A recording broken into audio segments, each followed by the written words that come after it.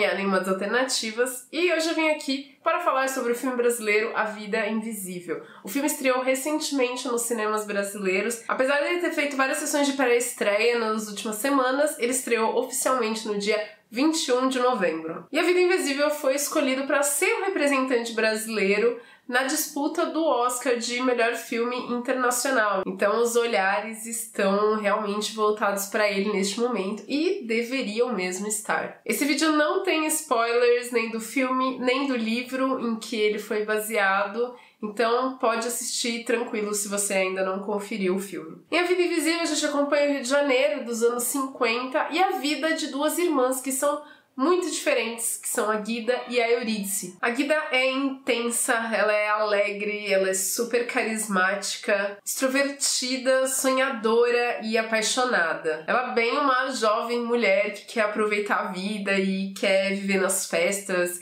e quer ter um grande amor, ao passo que a Eurídice é praticamente o oposto da irmã. Ela é muito mais introvertida, mais tímida, ela racionaliza muito mais as coisas do que a irmã, que acaba agindo bastante por impulso. Ela é aquela menina comportada, que segue as regras, e ela também é uma talentosíssima pianista. O sonho dela é ir para fora do país, ir para Viena e estudar para ser uma pianista profissional. Já deu pra perceber o quanto que essas duas são super diferentes, mas elas se amam muito. E talvez justamente por elas serem tão opostas que elas se complementam e são mais fortes juntas. Mas a vida acaba separando essas duas. O filme começa com uma cena entre as duas e um monólogo da Eurídice, que se pergunta o que poderia ter acontecido, se as coisas tivessem sido diferentes, se ela tivesse agido diferente.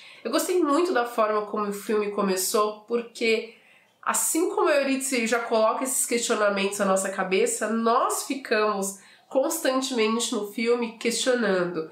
Mas e se isso tivesse acontecido? E se fosse diferente? E se os personagens tivessem agido de uma outra forma? Fora que esse início ele é bastante simbólico com o que vai acontecer na vida dessas duas irmãs. Então nós também ficamos de olho no que está acontecendo para entender o que a Eurídice estava querendo dizer naquele momento. Eu não tinha visto muita coisa sobre o filme antes de assistir, nem o trailer eu tinha visto, e a minha sensação ao final foi que, além de ter visto a história da Guida e da Eurídice, eu poderia ter visto ali a história das minhas avós, das minhas tias, de muitas mulheres ao meu redor. Apesar desse filme ter sido baseado no livro da Marta Batalha, A Vida Invisível de Eurídice Gusmão, o Karim Ainous, o diretor, ele também se inspirou na vida da própria mãe dele, que criou ele como mãe solteira, e trouxe esses elementos para a trama. Eu acho que o que a gente percebe ali é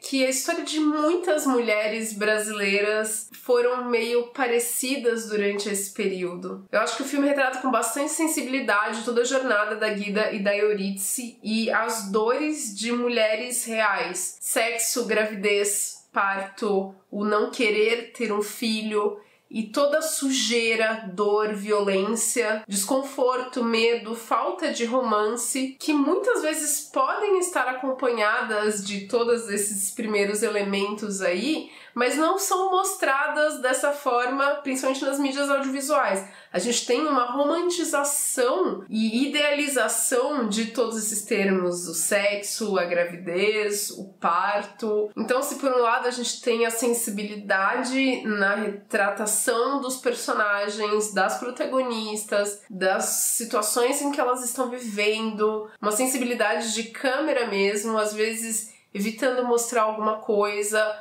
nunca sexualizando, sensualizando os personagens, porque não cabe nessa história. E é claro que o que a gente vê muito presente na trama é o machismo generalizado na sociedade em que a Guida e a Eurídice vivem. Se a gente hoje tem que conviver com o machismo, ainda tem que lidar com ele num certo nível, imaginem o que era o machismo nos anos 50. Como o filme bem mostra aí com a Guida e a Eurídice, a vida da mulher estava extremamente atrelada à vida de um homem seja o marido, ou o pai, ou o irmão, alguém que fosse responsável por ela. E a questão é justamente a falta de liberdade que muitas mulheres tinham no período e não poderiam perseguir seus sonhos ou suas vontades. Eu acho muito legal a gente ter esse paralelo entre a Guida e a Eurídice, porque elas têm jornadas diferentes, elas têm desafios diferentes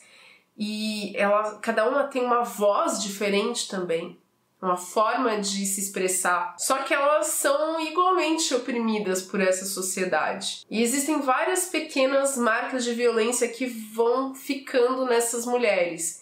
É o sexo forçado dentro do casamento, o impedimento de conseguir documentos para o filho quando você não tem o pai da criança presente na vida dele. É a constituição de uma família como forma de prender uma mulher na posição de esposa, mãe e dona de casa. E homens que estão constantemente tomando decisões sobre a vida das mulheres à sua volta. Essa realidade das mulheres de A Vida Invisível não é The Handmaid's Tale ou a realidade das mulheres hoje no Oriente Médio. Mas nem por isso não deixa de ser uma situação cruel e destrutiva. Apesar de ter certeza que é um filme para todo mundo deveria ver, eu acho que é um filme que ele deve falar com o público feminino de uma forma bastante intensa. Talvez por isso, inclusive, que ele deveria ser ainda mais visto pelo público masculino também. Mas eu fiquei emocionalmente bastante abalada com o filme e fiquei pensando sobre ele durante vários dias. E amei demais esse filme, a trama,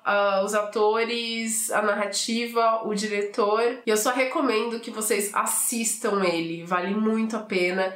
E a gente precisa prestigiar o nosso cinema nacional.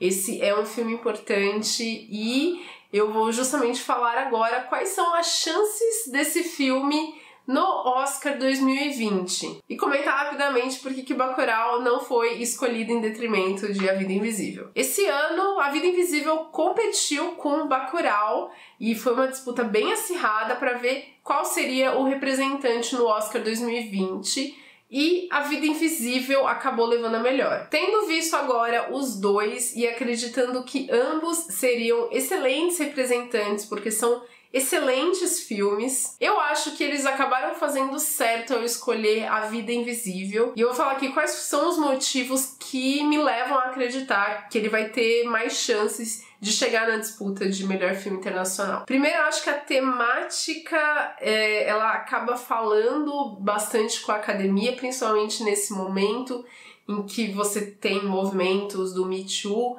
pessoas discutindo a questão do machismo dentro da indústria e justamente um filme que fala sobre o machismo, que tem um protagonismo feminino muito forte. Eu acho que ele pode ser bem recebido. Segundo lugar, o produtor do filme é o Rodrigo Teixeira, que é um produtor brasileiro, mas que acaba produzindo muita coisa fora do Brasil e filmes bem famosos. Ele é conhecido lá fora. Ele produziu filmes como Frances Ha, o filme que saiu recentemente no Brasil com o Brad Pitt, o Ad Astra. Ele também produziu os filmes do Robert Eggers, que é A Bruxa, e o ainda inédito aqui no Brasil, O Farol. Estou bem ansiosa para assistir esse filme. Fora o indicadíssimo ao Oscar, maravilhoso, Me Chame Pelo Seu Nome. Rodrigo Teixeira é bem bom e eu acho que ele está fazendo uma campanha de marketing boa pro filme. Eu espero que isso cresça ainda mais. Por conta, eu acho, dessas relações com o Rodrigo Teixeira, os direitos do filme foram comprados pela Amazon, que vai distribuir o filme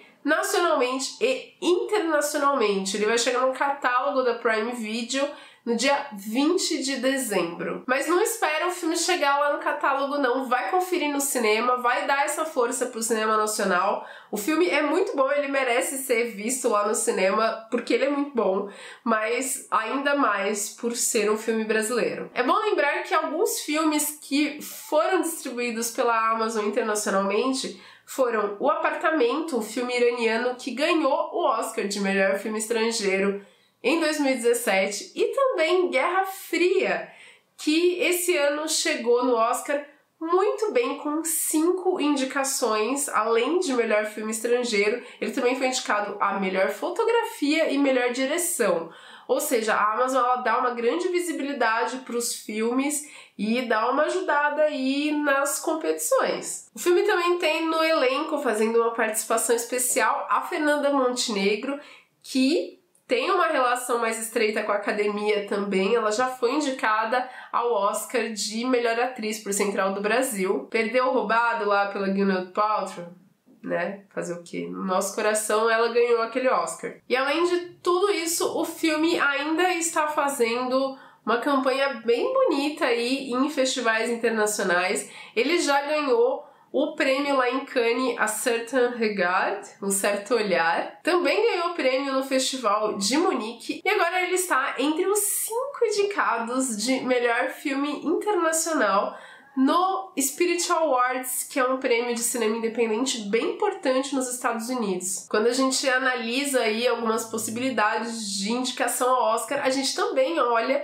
para quem tá ali no Spirit Awards. E por conta de tudo isso e, claro, pela qualidade do filme, eu acho que A Vida Invisível tem sim chances de chegar aí na sonhada disputa de melhor filme internacional no Oscar 2020. Torcendo, cruzando os dedos aqui pro filme fazer uma excelente campanha, quem sabe chegar no Oscar, mas principalmente que ele seja mais conhecido, divulgado e, claro, assistido. Deixem aí nos comentários se vocês assistiram o filme ou se vocês estão ansiosos para assistir ele. Se assistiram, fala se vocês também choraram um monte. Eu tava desesperada no cinema, acho que as pessoas estavam achando que eu tava passando mal ali. Obrigada por me acompanhar e até o próximo vídeo. Tchau, tchau!